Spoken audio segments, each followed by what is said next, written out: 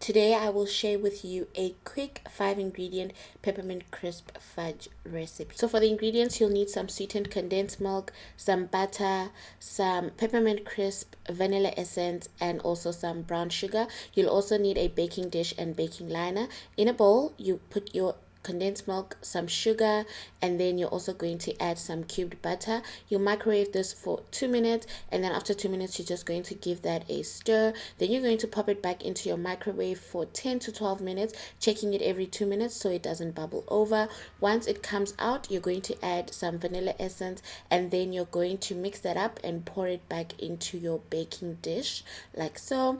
And then you're just going to smooth it out, and then you're going to be adding your peppermint crisp. You'll refrigerate this for 5 hours or overnight, and then you're just going to have a lovely dessert that looks like this. Then your next step will be for you to cut it up into small cubes and